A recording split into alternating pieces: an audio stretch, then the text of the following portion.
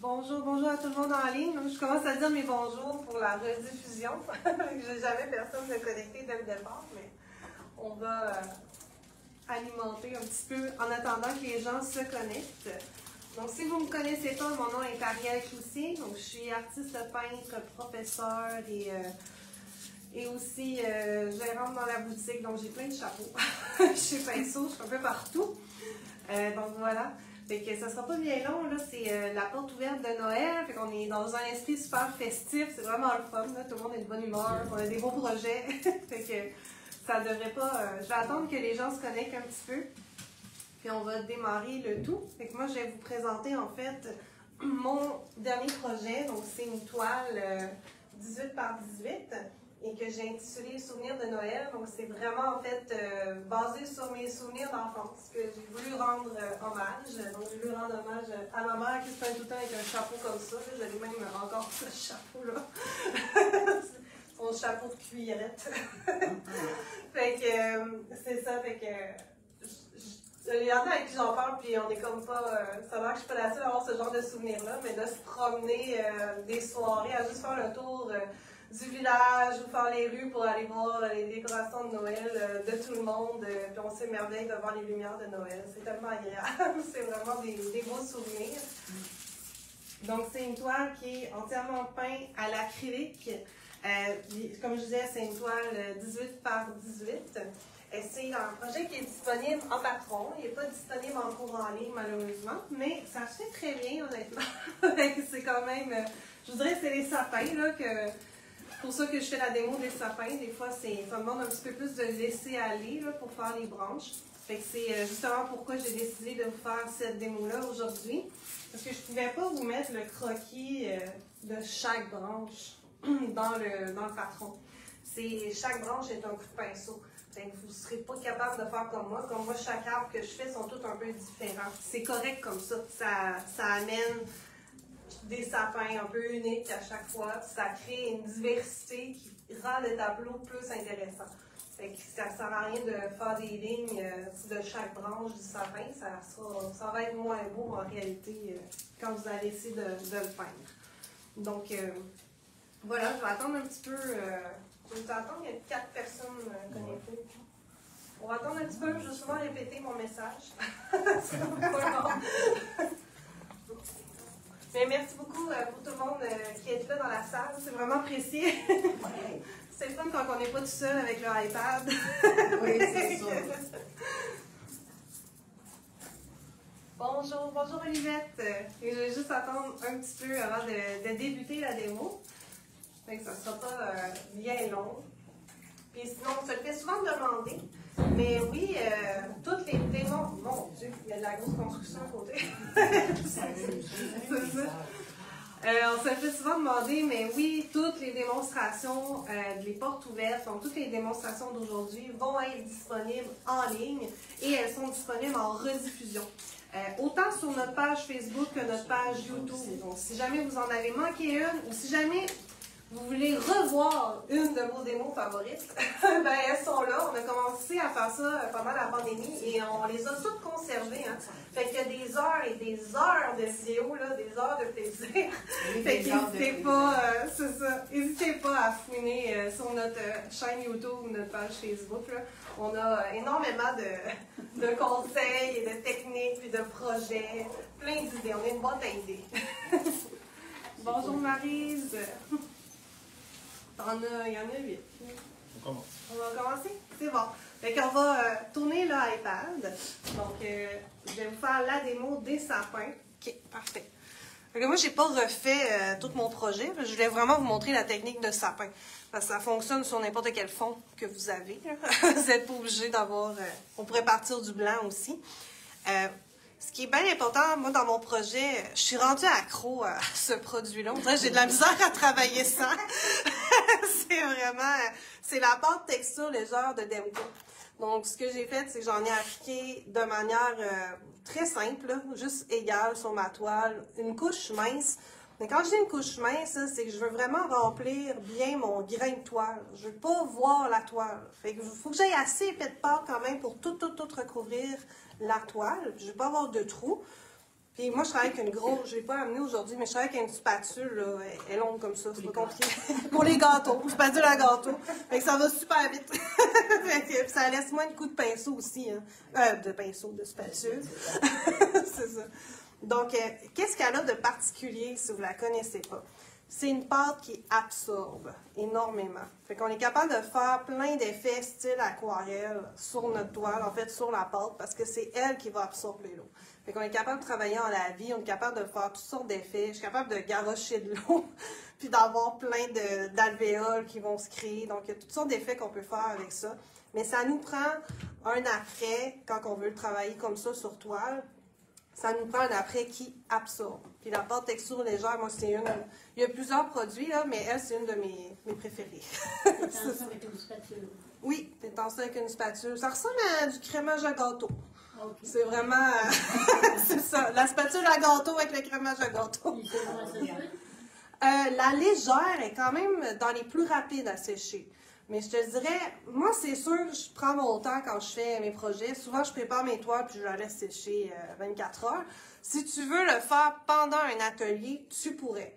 Si tu pourrais appliquer ta pâte, mais il faut vraiment que tu aies bien la faire sécher au séchoir. Puis le truc, là, c'est de sécher sur le devant de ta toile, mais aussi à l'endos de ta toile, pour être sûr que tu n'as plus d'humidité à cœur. C'est ça qui est bien important. Parce que surtout qu'avec des techniques avec beaucoup d'eau, si c'est pas sec à cœur, et ça m'est déjà arrivé, tu vas avoir des mauvaises surprises, ta pâte va se réactiver, puis là, tout d'un coup, tu as comme du blanc qui se mélange à tes couleurs, puis là, c'est pas le fun partout, ça fait pas le même effet. Fait que c'est vraiment important. Souvent, moi, je touche avec ma main, m'assurer que je sens pas de... Faut pas que ça soit froid en dessous de ta main, parce que si c'est froid, c'est un signe qu'il y a encore de l'humidité. C'est sûr que plus que tu mets de la pâte épaisse, plus c'est long à sécher. Là. Fait que là, c'est sûr, quand tu... Moi, je l'utilise vraiment comme un après dans ce projet-là. Je n'ai pas utilisé pour faire de la texture, littéralement. Fait que tu n'as pas besoin d'en mettre bien épais. Fait qu'à ce moment-là, ça sèche assez rapidement. Là. Ça se fait bien au séchoir. Fait que je vais juste me mettre quelques couleurs. Fait que là, j'ai amené mes couleurs de sapin. Ben, blanche, je n'en ai pas besoin tout de suite. Je me suis amusée, si c'est pas la première fois que vous me voyez en démo, vous savez que je travaille quasiment tout le temps avec la Golden. Ça aussi, je suis accro à la Golden. Mais la Golden, c'est parce qu'elle est extrêmement pigmentée. Fait que j'ai pas besoin de prendre une grande quantité pour avoir un bel impact de couleur sur ma toile.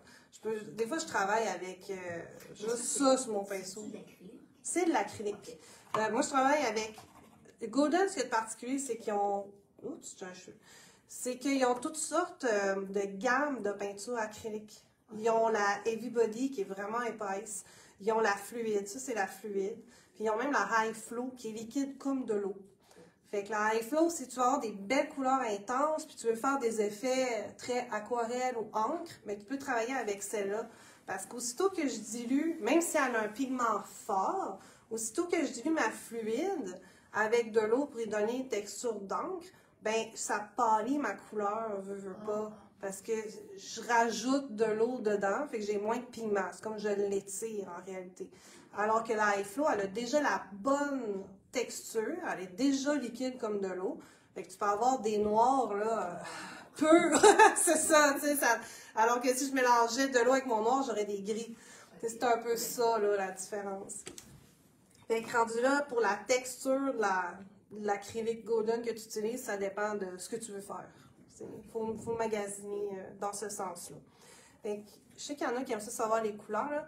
Moi, je me suis amusée avec le vert phthalo, puis le vert de Jenkins. Le vert de Jenkins, c'est comme un vert plus... comme un vert de vessie, je trouve. Il est comme plus un vert jaune, vert sapin. Mais c'est un projet de Noël. Fait que je me dis, on va mettre du vert Noël, comme vert émeraude un peu. Fait que c'est pour ça que je me suis amusée avec les deux teintes. Puis moi, j'ai un peu banni le noir dans ma palette. J'aime pas le noir. Mais ça, c'est libre à vous, là. Mais moi, j'ai tout foncé avec du gris de pain. Fait que c'est un teint plus bleu. Puis ça vient faire un beau contraste aussi parce que ça m'amène mes ombres plus froides, en réalité. Parce que j'ai du bleu dedans. Alors que je trouve que le noir, il il est plate. Je le trouve plate. c'est ça. Parfait. Fait que, souvent, quand je me commence un sapin, ça, c'est mon verre Jenkins. Fait que souvent, quand je me commence un sapin, je vais toujours faire mon tronc, à peu près. Juste pour avoir une idée un peu de où est-ce que je m'en vais. Et à chaque fois que j'enseigne comment faire le sapin, là, ça va être vraiment laid. C'est juste pour que vous compreniez. Okay? Le sapin, là, quand tu essaies de le faire, de ton tronc, c'est un triangle. Respectez ça. Fait que, parce que sinon, si toutes tes branches sont égales, ben ça va avoir l'air d'un rectangle, puis tu n'auras pas l'effet du triangle qui est touffu, puis qui grossit vers le bas. À moins que tu veux faire un sapin chétif, là, ça c'est à ton goût, à toi. Mais gardez en tête que c'est un triangle. Ça veut dire que chaque branche que je vais m'ajouter, moi je commence tout le temps par le haut, et je vais toujours allonger mes étages de branches au fur et à mesure pour que ça ressemble à une forme de triangle, puis que j'ai cet effet-là qui est plus gros dans le bas. Fait que, tout simplement, en commençant. Là, tu l'as dilué un petit peu avec de l'eau. Ton pinceau t'a mouillé. Moi j'ai tendance à tout le temps travailler avec mon pinceau humide. Mais je ne l'ai pas dilué. Tu sais, j'ai pas fait. Ouais, c'est ça, j'ai pas fait comme un lavis, là. Okay.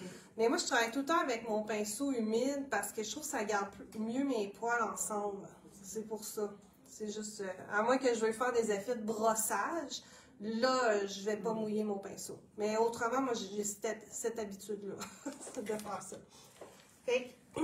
Puis, honnêtement, ce projet-là, il est quasiment fait juste avec ces deux pinceaux-là, au complet. C'est quasiment juste fait à l'angulaire. Mais même si je dis que moi, j'ai pris l'angulaire, tu sais, il faut s'écouter, là. Fait que vous avez le droit de changer de pinceau, puis de prendre ça avec quoi vous êtes à l'aise. Il n'y a pas de problème.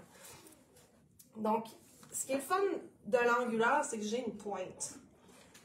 Et il y a d'autres techniques de sapin, là, mais ce que j'aime bien, c'est que je peux déjà m'étirer juste en coup de pinceau des branches. Là, c'est sûr que je suis sur fond blanc, fait qu'on voit ma pâte. Mais je fais juste, voyez-vous que je fais juste tapoter. Je fais juste tapoter, puis étirer des... J'étire des branches, puis voyez-vous comment j'étire chaque branche?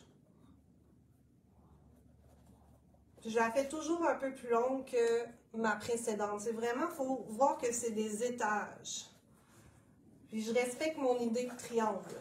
Je suis vraiment là-dedans. Fait que souvent, on a les branches. Souvent, je commence par les deux de côté. Je m'assure de le faire un peu plus grand. Mais souvent, on a des branches qui viennent vers nous à l'avant. Fait que ça aussi, ça peut m'aider à remplir. Fait que je me rajoute des branches. Je suis quand même à la première étape du sapin. Fait que le sapin, tu peux y donner plus de profondeur puis plus d'effet 3D en superposant des couches de couleurs. Donc là, je commence comme par une base. Et au besoin, je peux aller foncer. Je vais vous le montrer. Puis après, je peux aller faire juste des petites touches de lumière sur le dessus de mes branches. Puis là, hop, il vient prendre forme. Il vient de faire un effet 3D. Fait que vous voyez que je me casse pas la tête. Je fais juste tapoter. Je tapote, mais je laisse mes coups de pinceau. Non, moi je tapote puis ça fait pas ça. Ça fait. On n'a pas le même tapotage que l'autre. Des fois, je vais peut-être t'amener à observer comment tu tapotes. C'est sûr que je donne des cours de lâcher prise aussi. Puis il y a quelque chose avec le coup de pinceau que je vais vous amener à observer. Si vous faites des coups de pinceau tout le temps pareil. Si je fais un coup de pinceau qui est tout le temps comme ça, c'est sûr que j'ai pas l'effet de la branche. Fait que l'effet de la branche, c'est sûr qu'elle est plus large dans le fond. Puis plus que je m'en vais sur le bord, il faut que j'aille étroit. Fait qu'à ce moment-là, c'est que moi, je vais changer comment j'appuie sur mon pinceau. Donc ici, je peux appuyer sur tout le plat de mon pinceau. Vous voyez que ça fait une tache beaucoup plus grosse. Et plus que je vais m'étirer, vous voyez là, je peux travailler juste sur la tranche. Là, j'ai juste des petits bouts de branches. On peut, puis ça c'est juste d'utiliser votre pinceau de différents angles, puis de changer la pression. Mais justement, vous pouvez penser aussi à tourner le pinceau. Ça demande du lâcher prise. ça c'est vraiment de la pratique. Mais vraiment tourner le pinceau pour aller voir, quel effet je peux faire. J'oublie un peu, j'essaie pas de faire une branche réaliste, hein. J'essaie juste de suggérer que c'est un sapin. Puis un sapin, ben, c'est un peu un fourre-tout de plein d'aiguilles, hein. Tu sais, on sait pas trop, je vois pas nécessairement toutes les aiguilles bien précises, surtout que c'est des sapins vus au loin, là. Plus que c'est au loin, moins que je vois les détails. Fait que l'idée, c'est que j'aille la forme, puis moins que mes branches sont égales, plus que je vais avoir l'idée que c'est un sapin. Parce que si tout était bien égal, ça va peut-être avoir l'air d'un sapin synthétique ou, ou en métal. Là. Là, je peux m'avancer même une branche qui s'en vient en avant. Puis quand je vous dis de lâcher prise, là, je peux l'approcher. Mais regardez, j'ai même une tache là, qui n'est même pas reliée. Elle n'est même pas attachée au reste. C'est pas grave.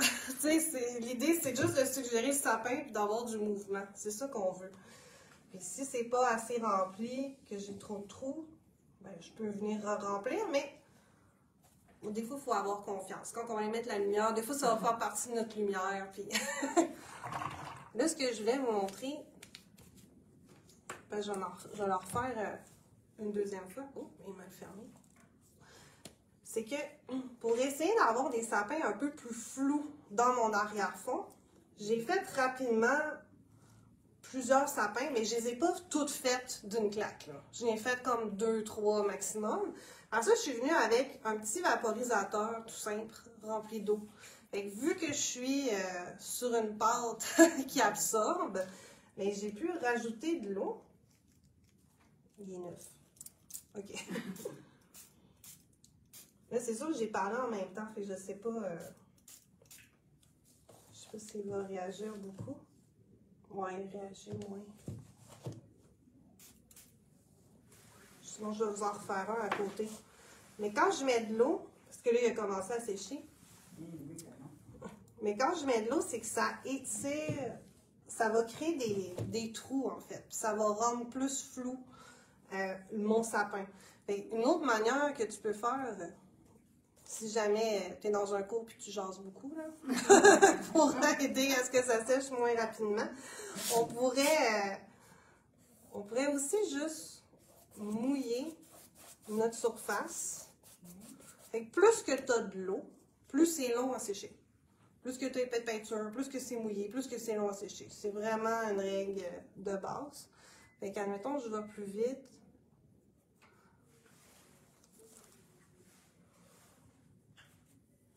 Je ne sais pas si vous voyez, mais ma ligne est vraiment pas franche comme à côté, là, juste parce que c'était mouillé. Voyez-vous comment ça se diffuse déjà?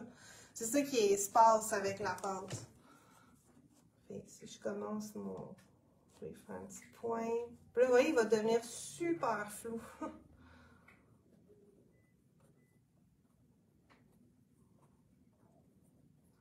Dans le fond, c'est parce que c'est des sapins en arrière-plan.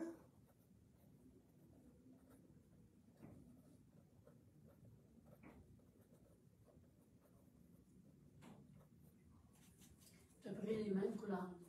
Ouais, ben là, pour vous montrer le vert phthalo, j'ai mis un peu de vert phthalo. Là, j'ai un petit mélange des deux.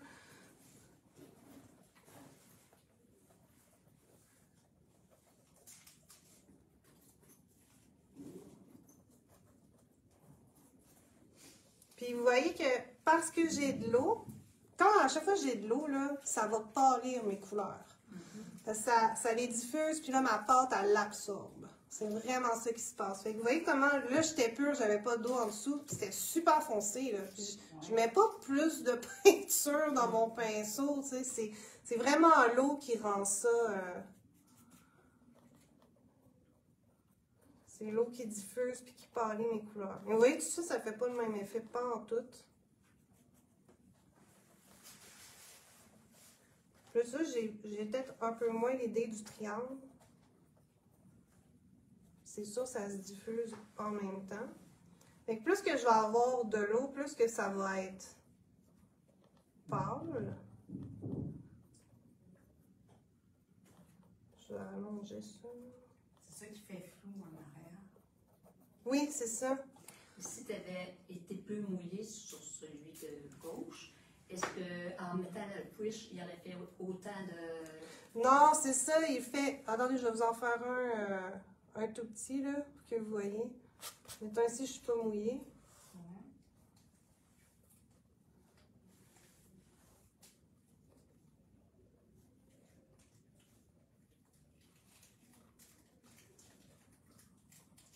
C'est comme tous des étages de pyramide, là.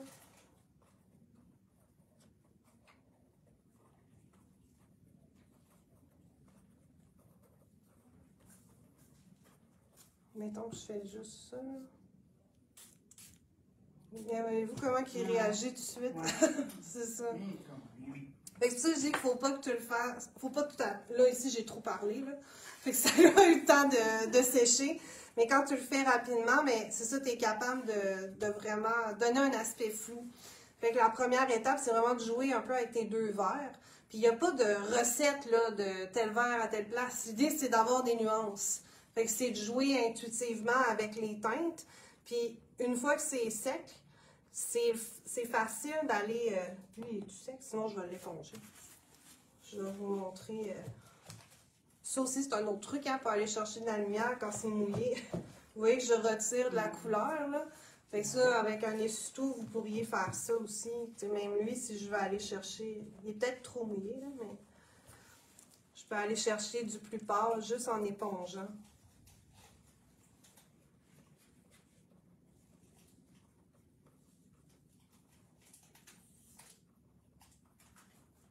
J'ai peut-être vaporisé trop d'eau, là.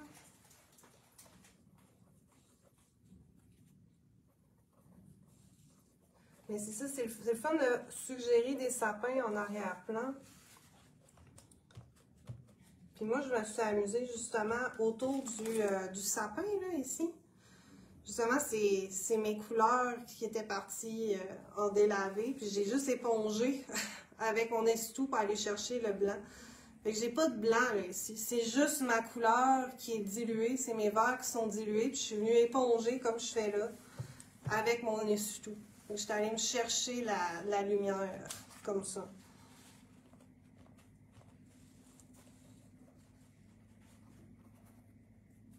Et quand c'est pas mouillé en dessous, ben là, quand c'est pas mouillé, c'est plus précis. Quand c'est mouillé, ben là, ça se diffuse automatiquement. Puis elle, la pâte, elle absorbe énormément. Juste pour que vous le sachiez, là. Si on veut mettre...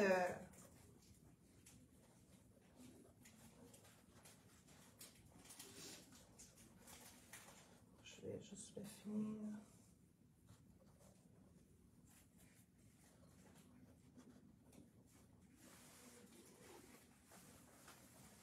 Si vous voulez mettre moins d'eau, là aussi, un truc, c'est d'être plus loin. Puis de ne pas trop vaporiser. Puis des fois, ce qu'il y a de particulier avec l'eau, c'est qu'il faut comme avoir confiance. Il faut la laisser travailler. Parce qu'elle prend du temps.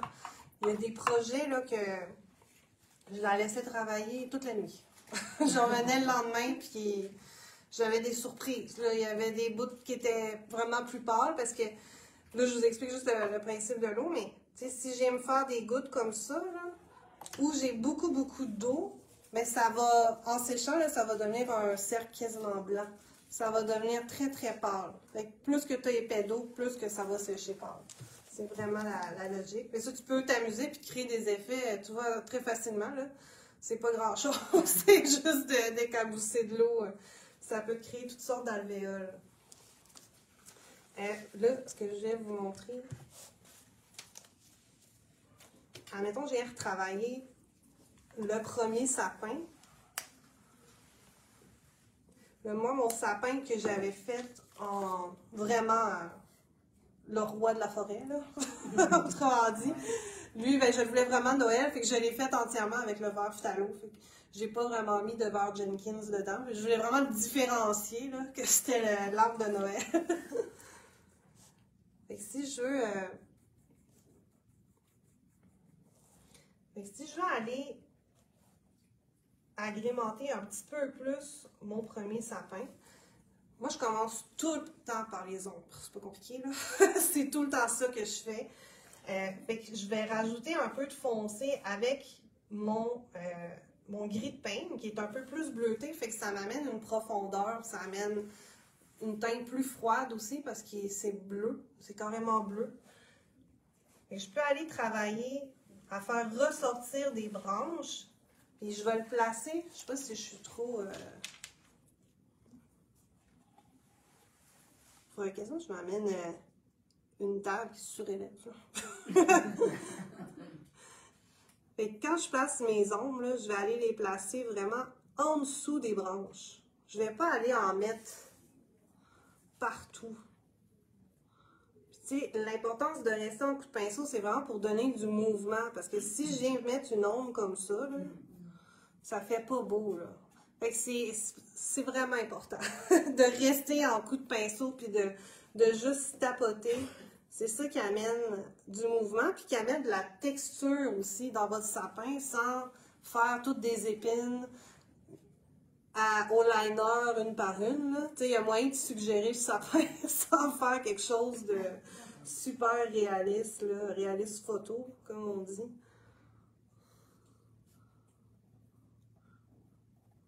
Fait que je commence déjà à y donner.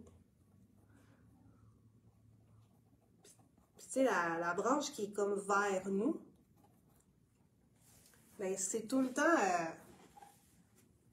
C'est comme un. Oups! C'est comme un autre triangle, hein? C'est tout le temps de même. Je fais un dessin lettre, là. Mais c'est comme si j'ai une branche comme ça. J'ai une branche comme ça. Puis elle, ben, elle descend vers le bas. Elle descend vers moi. Fait que je fais pas ces lignes-là. Ça a l'air d'une étoile. Mais je garde quand même l'idée de cette forme-là. Puis je la fais en tapotant. Fait que, si je viens faire mon... Ici, pour que vous voyez bien, je respecte ça. Mais je le fais en tapotant pour égal. Fait que déjà, le look est pas pareil du tout, tu sais. Ça a déjà plus l'air d'un sapin ici qu'en bas. Ouais, mais j'ai sauté un étage.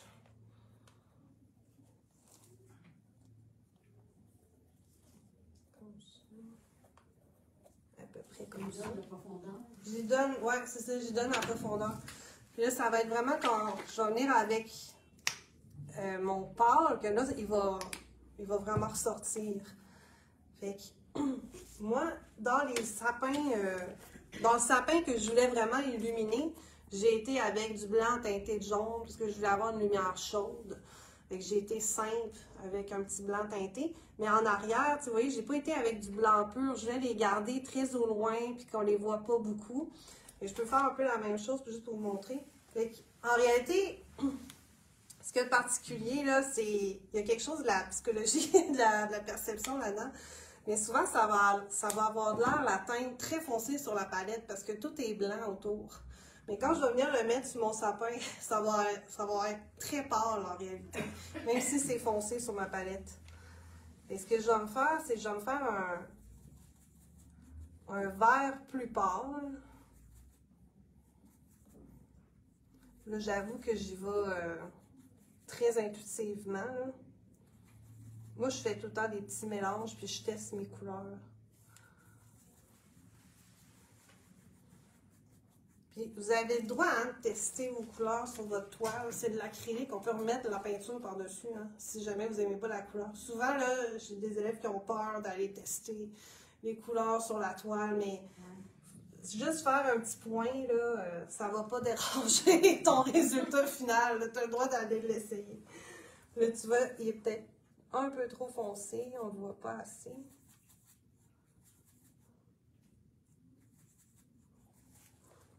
Fait que là, à l'inverse, si j'ai fait mon ombre en dessous de mes branches, ben, je vais faire ma lumière sur le dessus.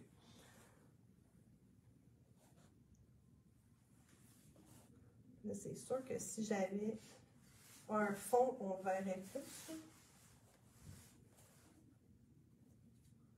Tu sais, vous voyez, quand je vous expliquais comment je tourne le pinceau, des fois, je suis juste sur la pointe. Des fois, je suis sur la tranche, mais des fois, je suis juste sur la pointe aussi, tu sais. J'utilise pas j'utilise pas le pinceau tout le temps pareil.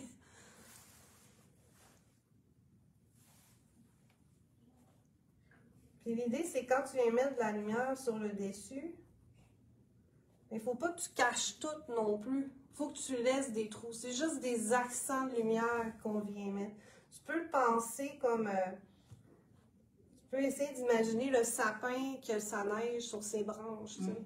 Fait que où il y a la neige est pesante sur la branche, bien, viens mettre de la lumière là. Puis la neige, bien, est sur le top de la branche, elle n'est pas partout, jusqu'en dessous, là.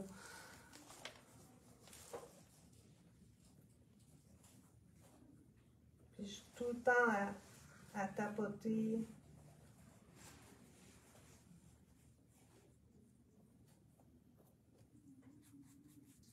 Là, je le fais un peu plus complet, mais dans la toile, là, juste pour vous montrer. Ouais, en fait, tu sais, j'ai voulu faire, je sais pas si on est comme en retard, mon iPad. Est-ce que vous voyez bien ici? Oui. Bien. Parce qu'ici, je voulais que mon sapin soit très lumineux, fait que j'ai voulu faire mes sapins ici plus pâles. Mais vous voyez qu'ici, j'ai pas beaucoup de lumière. J'ai quelques coups de pinceau, hein, ils sont pas très définis en fait. Ils sont très flous, eux autres, ils ont été beaucoup aspergés avec de l'eau. Puis c'est juste mes coups de pinceau avec le plus pâle qui donnent l'impression d'un sapin, dans le fond, mais on le voit pas vraiment. C'est vraiment juste des coups de pinceau, là.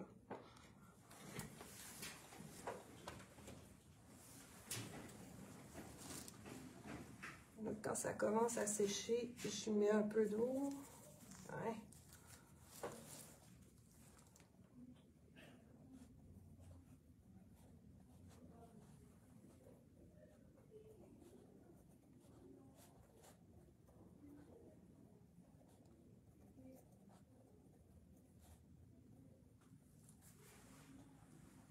Il y a toujours moyen de retravailler. Je pourrais même en revenir avec des éclats. Je pourrais revenir en dernier avec du blanc pur à quelques places. Mais encore une fois, plus que tu rajoutes du pâle, moins il faut que tu en mettes. Parce qu'il ne faut pas que tu caches tout.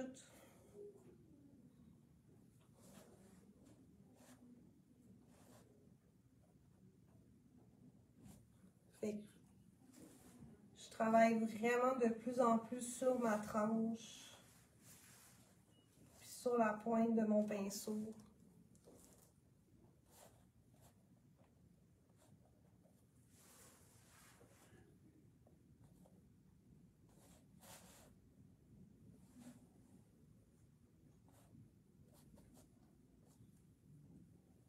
Il est beau ton sapin.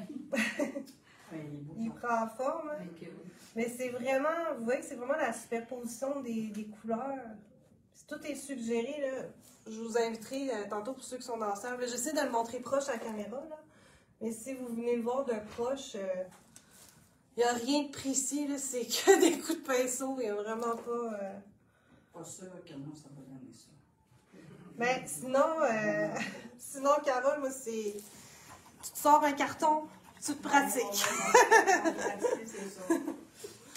Mais tu sais, je vais essayer de le montrer plus proche, là, mais tu sais, c'est juste des coups de pinceau, là. Il y en a d'un vrai sapin. Ouais, mais tu sais, des fois, ce que je trouve, c'est qu'on est trop à vouloir faire le sapin, comme je le vois sur la photo. Mais en fait, il y a un pouvoir énorme à suggérer les choses. Puis juste donner le mouvement, puis... Parce que de toute façon, tu vas le voir de loin. Fait que si de loin, tu vois que ça a l'air d'un sapin, tu as réussi ton travail.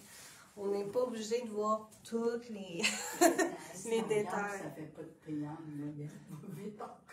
Ouais, mais normalement, ça fait pas un triangle. Tu sais, comme eux autres, ils font moins de triangle. Oui, oui. Mais tu sais, comme lui, il fait moins de triangle, mais c'est de le... Tu sais, c'est de leur travailler. Il faudrait juste que j'aille des branches un petit peu plus étroites. Hey, il va être tout tordu, mon sapin. Ça leur donne la personnalité. C'est pas tous les sapins qui sont en santé dans la forêt. Fait que tu sais, c'est de... En même temps, ça te fait quasiment un fond intéressant pour te refaire un sapin plus précis par-dessus. Fait que tu peux le retravailler. Ça, c'est la beauté de l'acrylique. Hein. Moi, c'est pour ça que j'aime les techniques de l'aquarelle, de jouer avec l'eau, mais l'aquarelle, c'est parce que quand tu remets de la peinture ou de l'eau, ça réactive en dessous.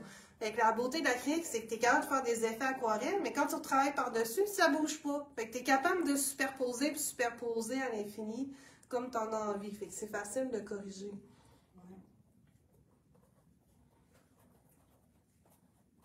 Fait que il faut garder en tête notre triangle. On va mettre... Ouais, j'ai un petit sapin croche. Non, parce que nous autres, on a fait un que je te disais. Ça ressemble pas tout à ça. Oh, ok, ok! Un petit peu croche pas mal.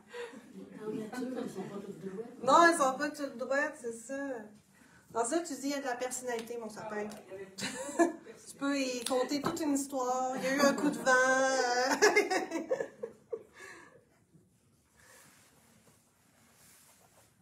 Il ne faut pas oublier d'allonger. Toi, habitué de voir un petit sapin, faut que ça soit comme ça. Tout précis, hein, c'est ça. Mais tu vois, tu sais, comme je vous montrais tantôt, écoute, il y a des bouts de branches qui sont même pas attachés aux autres. C'est juste des taches. C'est juste des taches, mais ça a l'air d'un sapin. L'important, c'est que ça ait l'air d'un sapin à la fin. C'est ça. Mais si tu t'attaches à la tâche, là, ça m'arrive souvent, là, ah là, faut enlever ça. Non. Laisse-le, là. Laisse-le la tâche. Touche pas à ça. Ça va être beau, ça fait du mouvement. Ouais, ça fait pas mal le tour. Avez-vous d'autres questions? Ou... Ça va? C'est bon. Ben, merci beaucoup d'avoir été là. Merci. Ça fait plaisir.